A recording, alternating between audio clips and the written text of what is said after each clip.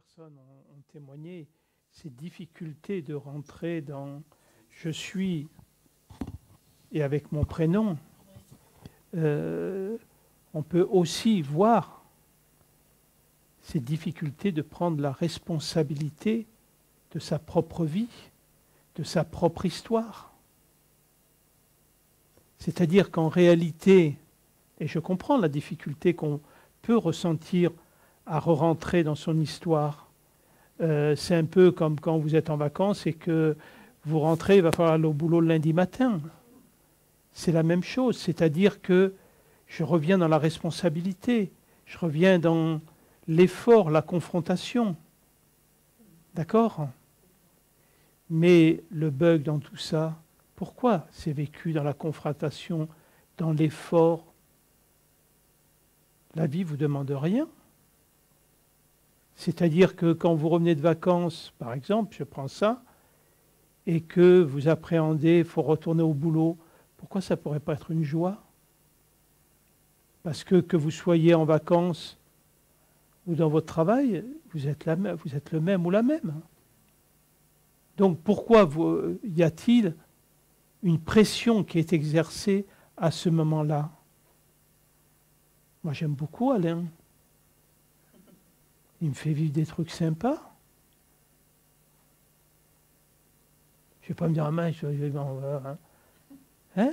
Autrement, comment on peut vivre bien? Qu'est-ce que je veux dire par là? C'est que, bien évidemment, on a choisi notre prénom parce que, on choisit ce prénom parce que c'est une vibration qui nous correspond. Mais ce n'est pas le personnage qui choisit son prénom.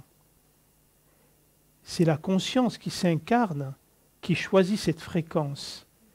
Et donc, quand on est dans le personnage, on n'a rien choisi du tout. On a choisi quand on se dépouille du jeu personnel. Hein? C'est-à-dire que la conscience que nous sommes a choisi ce véhicule pour vivre les expériences. Donc, il faut aimer ce véhicule parce que c'est une grâce. Mais dans le fait que ce soit Sylvain, Evelyne et d'autres qui disent « j'ai eu du mal à revenir », ça montre que le jeu personnel est lourd. C'est un combat, c'est difficile. Et il faut arriver à ce que ce jeu personnel se mette au niveau de la présence, c'est-à-dire je fais les choses comme je peux, je les fais au mieux, je les fais bien, je les fais mal, etc. C'est complètement accessoire. Non, ça y est, je comprends. D'accord. Du coup, c'est ça que... Exactement. D'accord, ok. Donc c'est juste, et c'est important de voir ces difficultés. C'est pour ça que je prends cet exemple quand on revient de vacances. C'est de pouvoir trouver cet espace où je suis libre et je suis le même en toutes circonstances et j'arrête de me mettre dans le challenge, dans l'effort. La vie ne me demande rien. Qu'est-ce qu'elle pourrait me demander qu'elle ne m'a pas donné? Qu'est-ce que j'ai à donner que la vie ne m'a pas donné? Rien. La seule chose que je puisse faire, c'est de redonner ce que l'on m'a donné. Donc on m'a donné un corps pour aimer, et donc il faut que j'aime. Si c'était autre chose, tu te serais incarné dans un robot ménager ou autre chose. Tandis que non, notre véhicule humain, c'est une grâce, quoi. Et c'est nous qui le maltraitons. Ce n'est pas une question d'aimer dans la notion tout le monde il est beau et tout le monde il est gentil. Aimer n'est pas un sentiment. Aimer, c'est ne pas juger, ne pas rejeter, ne pas critiquer. Je veux dire, si on prend un exemple fort, un tueur d'enfants, par exemple, quelqu'un va me dire « je l'aime ». à part le compagnon ou la compagne de cette personne. Mais globalement, on ne peut pas aimer. Je veux dire que il y a quelque chose qui est pas possible. Par contre, on n'a pas à le juger. On ne sait pas. Il n'a pas choisi réellement d'être un tueur en série ou d'être un bourreau, etc.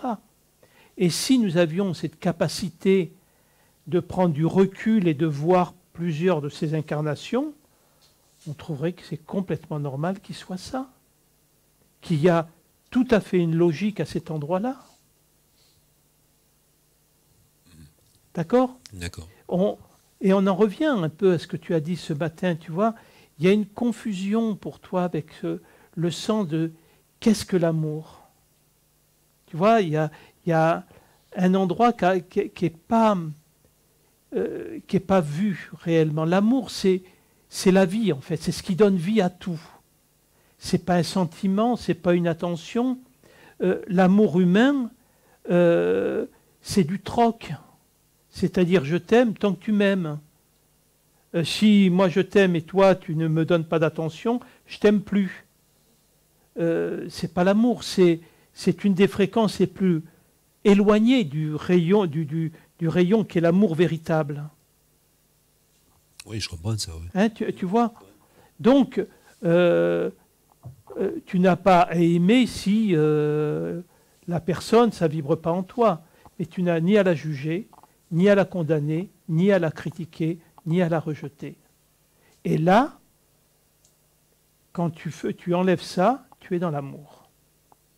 Pas dans le sentiment. D'accord. D'accord ? Ouais. Oui, vas-y, je t'écoute. Dans ce que tu viens de dire, est-ce qu'on ne peut pas dire que aimer, c'est observer simplement de manière impartiale ce qui est là? Le mot impartial me plaît pas trop. Tu vois ? Je veux dire sans juger. Sans Alors, critiquer. ce que je veux dire, parce que ce n'est pas la nature des mots qui me pose un problème, c'est ce que tu mets dedans. Il y a une rigidité, tu vois. Et dans l'observation impartiale, il y a un refus de juger. Tandis que le non-jugement fait partie de l'accueil. C'est-à-dire c'est quelque chose qui reste dans une ouverture et qui reste quand même dans une bienveillance. Pardon. Non, parce que oui, pardon, mais en fait, je comprends pas ce que vous avez dit entre regarder, observer, partialité et je sais plus ce que vous avez dit derrière. Impartialité. Oui, puis là, les derniers mots là, Mais sur le c'est moi jugement. ou c'est de Catherine que tu n'as pas Non, compris? ce que tu as dit là, Alain, sur le jugement, que ça. Alors, le non-jugement, et alors, parce que je réponds à Catherine, donc je suis sur son énergie. Donc, pour Catherine, l'observation impartiale, il y a une froideur dessus. Et dans cette froideur, inconsciemment, il y a un jugement. D'accord ? Donc c'est pour ça que je réponds à Catherine en disant que ça doit être un accueil bienveillant. C'est-à-dire que c'est quelque chose qui ne crispe rien en soi. C'est-à-dire que une personne dont on va parler, qui va être un tueur d'enfants, on parlait de ça. Donc comment c'est reçu ? La tristesse, comment tu vas la recevoir, par exemple, si tu as cette information-là? Comment tu vas le vivre? Tu veux dire que je comprends pas. Qu'est-ce que je reçois? T'as bu? Non, mais je comprends pas. Je vois quelqu'un. C'est-à-dire, dans les informations, tu entends quelqu'un qui a tué un enfant, enfin bref, quelque chose de sordide comme ça. Comment tu le vis intérieurement? C'est sûr que ce qui va sûrement venir au départ, ça va peut-être être de la colère. Mm-hmm. C'est ce qui est venu là. Ok. Voilà. Ça montre la difficulté, en fait, de ça. C'est-à-dire qu'à la fois, c'est de pouvoir voir que ce vécu appartient au karma de l'un comme de l'autre. on est touché parce que il y a une profonde tristesse pour l'enfant et une profonde tristesse pour tous ceux autour d'eux vont souffrir de ça. De la même manière que ce tueur en série, toute la souffrance qu'il génère autour de lui, que ce soit ses parents, etc. Donc de voir là-dedans, la souffrance, c'est face à l'ignorance de la vraie nature humaine. C'est ça, en fait, le non-jugement. C'est juste un constat douloureux de ce que l'ignorance peut amener. C'est ça.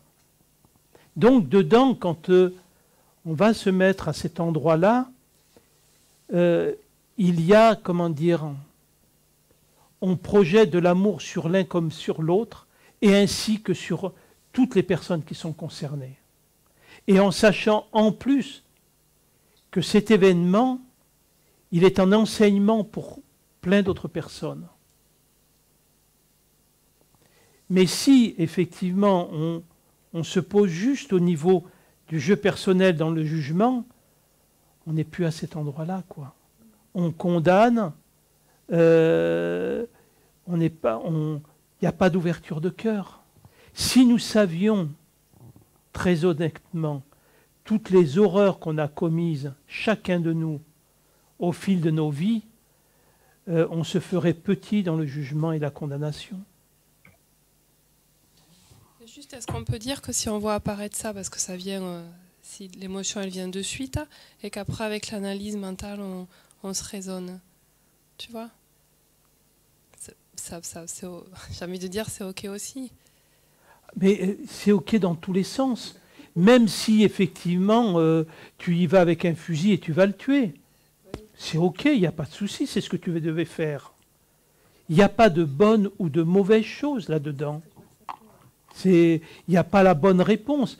Je veux dire que si tu le ressens comme je l'ai exprimé, ça ne veut pas dire que tu es une meilleure personne qu'une personne qui va le voir d'une manière totalement différente. C'est juste de constater ça. De constater que le pire des poisons, c'est le jugement. Parce qu'il est basé uniquement sur l'ignorance. C'est un poison qui est terrible. Parce que le jugement, il est autant sur les autres, mais si on regarde comment on se juge, c'est terrible. On est vraiment des inquisiteurs pour nous, avec des exigences qui sont terribles, qui nous amènent, au bout d'un certain temps, dans de la maltraitance, comme Sylvain le disait un petit peu. Je veux dire, à force de se juger, de se critiquer, on finit par se faire du mal. On ne se supporte plus. Tu vois ? C'est juste ça. C'est les conséquences du jugement qui sont terribles. Sur soi, sur les autres, etc.